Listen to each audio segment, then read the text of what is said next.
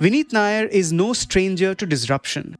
He turned corporate hierarchies upside down at HCL Technologies and steered it through global downturns. And now he's trying to rewrite how millions of children learn and fix hundreds of broken classrooms through his venture Sampark Foundation.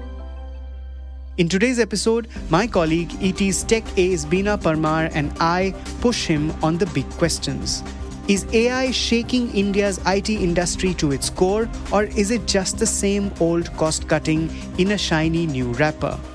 Why does India take the lead in some cases of public sector innovation but stumble when it comes to building breakthrough products at scale? And can our schools really nurture problem solvers and innovators, or are we stuck producing talent for hire, not ideas that change the world? It's Thursday, the 2nd of October. I'm Anirban Chowdhury. This is the Morning Brief.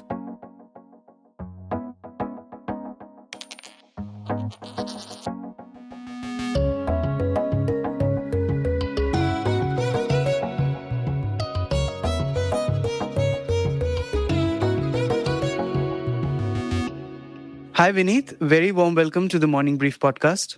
Good morning. Right. So I'm joined here by my colleague and ET's tech reporter, Beena Parmar. These are tough times geopolitically as well as in the global tech industry. And these are times of an upheaval. If I were to ask you, in your very illustrious career, what was the toughest inflection point and what did you learn from it?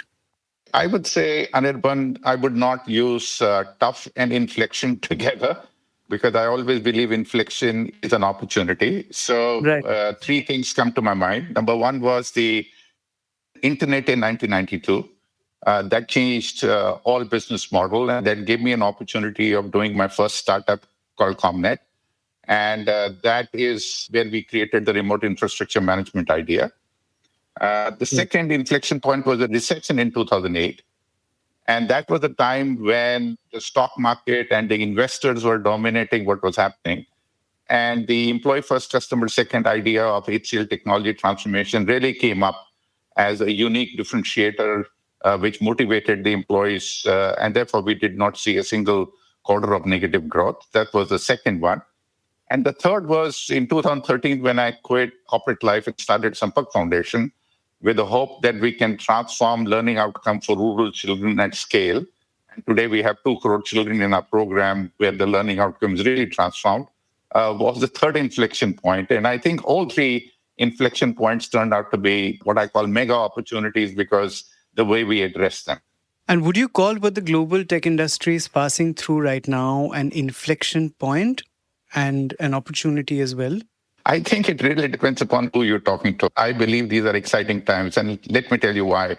The emphasis on technology for back office automation and reducing cost has been there for quite some time. And slowly the needle is moving towards emphasis on using technology to be able to drive customer acquisition, customer experiences. And the spend on technology as part of your overall budget is only going up. The dependence on technology to be able to be profitable and a high growth business is only growing up. So technology, which was once what I call a back office, is now becoming center stage in every conversation at the board level. So the relevance of technology is going up. The budget spend on technology is going up. Now, if you're talking to people who are in what I call the legacy business, they are feeling the brunt of it and they are using all the word called slowdown, spending decrease, predominantly because they're getting hit by technology, which is reducing the spend on legacy business, back office business, and they are getting hit by the customers wanting to reduce that so that they can unlock some capital and put it into the new age digital business. But if you're talking to companies which are focused on digitalization of the organizations, they have exciting time. And therefore, their revenue growths are happening in teens and high teens. And they will say these are very exciting times. Hi, Vineet. If I can come in here, what do you believe the AI disruption has done to the industry? And while it has kind of led to the change in the model, it has also impacted deals, especially the large projects, which are the core revenue generator for these IT services companies. And these companies are legacy companies which are built for the technology industry in India. How do you see this disruption going forward, particularly for this outsourcing business.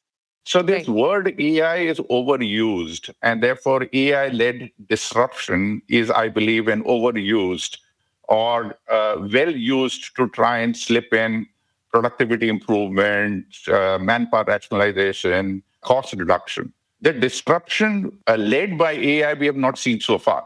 So therefore, what we see on the ground right now is just the continuation of what was happening before, which is productivity improvement, new tools coming in, new technologies coming in to be able to improve your productivity, and therefore you see the manpower rationalization. The real benefit of AI will be in use cases. And when new use cases come in, it will open new revenue opportunities, not old revenue opportunities automated using AI. That is low stakes. The real opportunity is ahead of us. And therefore, I would believe that right now the industry is not seeing the kind of disruption it will see in future. And that is where the mega opportunity is. Got it. You spoke about manpower. How do you view the developments around TCS layoffs? This is a rare time when an IT company came out publicly to announce the scale of restructuring. So, are we seeing this disruption because of AI, and are we likely to see more bloodbath or silent layoffs, or disrupting the whole people-led model? I think if you look at the model of approaching the IT spend, let's tear it down and then you will understand why manpower is going to be at risk. The overall IT spend is increasing. The relevance of IT for every company is increasing. Then why are you feeling the pain? The reason you're feeling the pain is because you're wrong step, right? So there is a legacy business which is old running the back office, and there is a new digital business which is more AI driven, more digital driven, more customer acquisition driven. So, depending on the percentage of revenue you have in both buckets, you either are feeling very excited because you have a higher digital proportion, or you're feeling threatened because you have a large legacy portion. Now, the problem for legacy companies is twofold. Number one, they are going to become more and more efficient in doing the legacy job with less number of people. Number two is they have an opportunity, but they need the core competence to be able to get the revenues from the digital side to keep growing. From a manpower point of view, there is double whammy. So far, we were taking, people with low skills from engineering colleges, putting them into a 90-day, 180-day training program, deploying them into one skill area and using them. That capability is going down with each passing day. And therefore, you need a different set of skills, which are more problem solving skills, more leveraging technology to create a use case which doesn't exist. And that skill is different. And therefore, the manpower will continue to face more and more challenges unless either these legacy companies start investing in the manpower, or people start investing in themselves, or the education institutions change their curriculum to be more solution and more problem solving focused. Vineet, what do you think of innovation in India? I mean, how fast do you think we are progressing on that front? Are we still too dependent on outsourcing revenue, or are we finally seeing genuine product and IP creation? So, Anirban, that is a big frustrating question here, because when you look at innovation led by the government, whether it is digital payments, whether it is Aadhaar cards, or whether it is, the way the healthcare automation is happening, or now the land record automation is happening, you say that the country is very innovative on mass scale rollout of digital Correct. platforms, which are transformative. But when you look at how many products and ideas are coming out of India from any company, and are they making any material difference in the world, the answer is no. And that is the big struggle. And that big struggle, there are many reasons for that. We can go into that. But the short answer to your question is, at a country level, I see us to be very innovative and very progressive. But at a product and technology and platform level, I don't see the same passion, same energy, same innovation as I would have expected from India. Right. But why don't you go into the longer bit as well, the struggles? Do you think leadership is a problem? I think so. So you have to go back into saying what is the genesis and what is the history of Indian IT.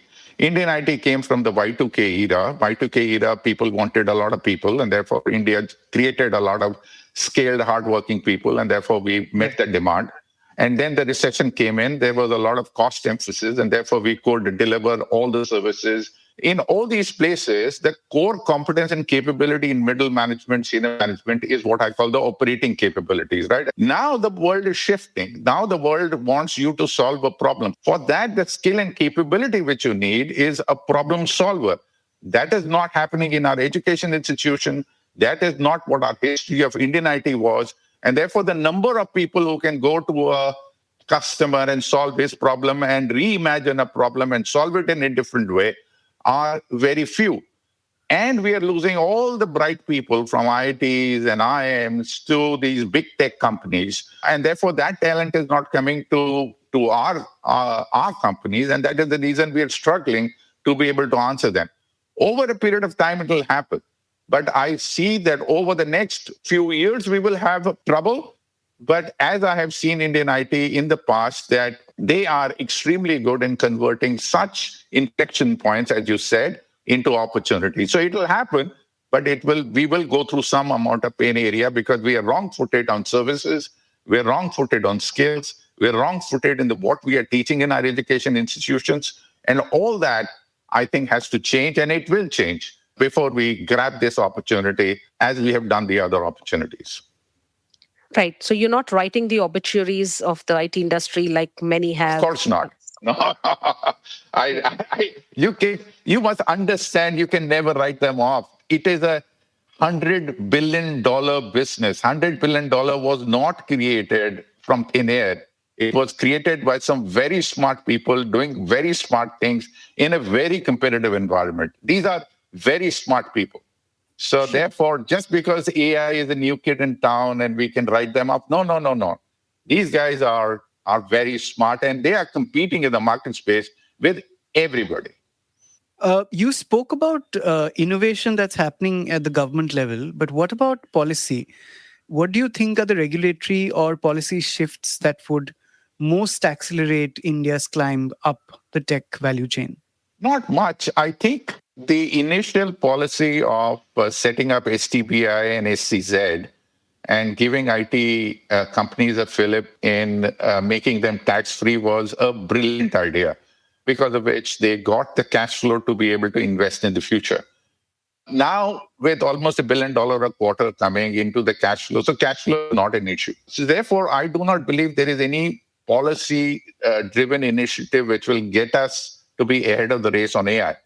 What the government can do and should do, and this is something which I've been talking about, is relook at our education system, right from schooling to college, and redo the curriculum. See, let me explain this to you. The reason Indian IT succeeded is because of people in Indian IT. The people in Indian IT were created by our education system. And that education system taught us diligence, taught us hard work, taught us repeatable tasks done in high quality, and taught us about commitment to a particular task. The world is shifting now in trying to reimagine how the problems have to be solved. Now, if you take our NCERT curriculum or CBSE curriculum, that is not the education we teach in school, and that is not the knowledge-driven education we teach in college. So I think we have to reimagine our education system, and that is very difficult because it's a very large education system. So therefore, we have to tier it up so that at least 10% of the people coming out are problem solvers and not knowledge workers. I think we have to move away certain part of our education system into problem solvers, away from knowledge workers. Otherwise, the strategic advantage which India held for all these years, being the capital of knowledge workers, will become into a huge disadvantage. Right. And speaking of the education system, we've produced at scale, engineering students, STEM students. How do you see the current turmoil that is impacting all of these and those who are studying abroad? How do you see the impact of the ongoing visa and tariff regime that's coming to hurt directly to the Indian outsourcing industry? I think the numbers, if you look at the H1 application in 2016, if I'm correct, was about 7,000 people. Last year, it was about 6,000, 7,000 people. This year is about 2,000, 3,000 people. I don't think these are very big numbers. Indian IT, for a long period of time, has already moved onshore and started hiring onshore, training onshore. I think, yes, there are mega negotiations happening at a country to country level, but I think these are not material numbers from an Indian IT perspective. There are bigger challenges and bigger opportunities. These are not mega. If I look at a multi-year perspective, I think it will encourage offshoring more. I think the cost of resources on site will go up. The customer will pay for it. I think Indian IT will only become attractive if this continues. I also don't think it will continue. Right. And the talk of whole reverse brain drain, do you see that, a talent would, the talent shift moving to India will happen soon or in the medium term? Can you tell me of a single CEO in Indian IT who came back from US or Europe or anywhere else? So any technologist who came and started a product company out here, any entrepreneur who came back from California and started a product company here, which became hugely successful, you make a list of the top 30, 40, 50 companies in India and see where the entrepreneurs have come from. So I think these are good for newspapers, but practically speaking, India is a very tough country. And to create a business out here, you need toughness and you need to navigate through many challenges. And there is a unique way of doing it. And a good person will be able to do it. It doesn't matter whether he comes from US, Europe, or from India. Got it. Two final questions. If you were starting today, what is the new tech that you would place your bets on? I would place a bet on something which solves a mass problem. Instead of looking at B2B, I will look at B2C. For example, what at Sampark Foundation we are doing is we are using AI to rejuvenate the education system across 1.4 lakh schools across 8 states using AI. So any technology that transforms learning or healthcare or whatever it is, a mass problem, what Amazon did. So if you take internet, did not succeed, Amazon came up with a brand new idea. So I think the application of technology is what is exciting me rather than the technology itself. There is no technology which is exciting me. But the application of technology to solve a problem like what we are doing with education, which has not been solved before, is where I'm most excited about. And finally, Vineet, you spoke about the education system and how it needs to change. I would really like to know what Sampark is doing to bring forth that change, of course, with the aid of tech and AI. So the way, if you look at the government school systems in our country, despite 50 years of investment, the learning outcomes have only gone down year on year.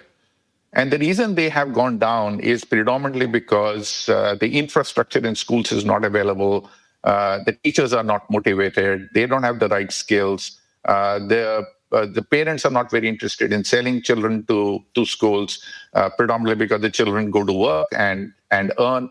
So the amount of problem we have and the number of children, 16, 17 crore children in government schools, is a very large number who are being left behind. So when I quit HCL, we decided that is there a way we can use technology to solve a problem which has not been solved so far? We said, can we transform education in India by coming with what we call the teachers first, children second, by enabling the teacher so that her workload reduces by 30%. And can we bring technology to her? Then we started bringing in some AI tools to be able to, so that she can exhibit lesson plans, she can exhibit videos, she can exhibit question and answer sessions and all that activity in the classroom and nudge her using AI depending on how the usage is there. This is the first time, Anirban, we are able to gather data on a daily basis of what is happening in 1.4 lakh schools, put it into an AI engine, and within minutes, beam the message back to the block officers or the district officers in terms of what is happening in which school. Therefore, they can take a corrective action using leading indicators and lagging indicators. So all what I learned in HCL Technologies of how to run a large 3-4 lakh employee organization, we are deploying here, working with 5 lakh teachers, and the learning outcome transformation is amazing because these teachers are amazing. I would say this, this is the best phase of my life, I would say. Right. Vineet, thank you so much for joining us on the morning brief. It was a wonderful conversation. Thank you so much, Anirban. Thank you, Beena. Take care. Thank you for that insightful conversation. As Vineet says, inflection points aren't crises, they are opportunities. India's IT sector now stands at one. Between legacy services and genuine innovation, between knowledge work and problem solving, between AI hype and real use cases. And if classrooms can be transformed at scale, as Sampark is proving, maybe boardrooms can too. That's it for today. This episode was produced by me and Vinay Joshi, sound designed by Radhas Naik. A new episode of The Morning Brief drops every Tuesday, Thursday and Friday on a listening platform of your choice. Also, don't miss our brand new show, Corner Office Conversation, where we talk to the most interesting business leaders in India and the world. Every alternate Monday, wherever you get your podcasts. In the latest episode, Google's global head of search, Elizabeth Reed, talks to me about how AI is reshaping search and why India is racing ahead to become Google's top innovation testing market. Keep listening.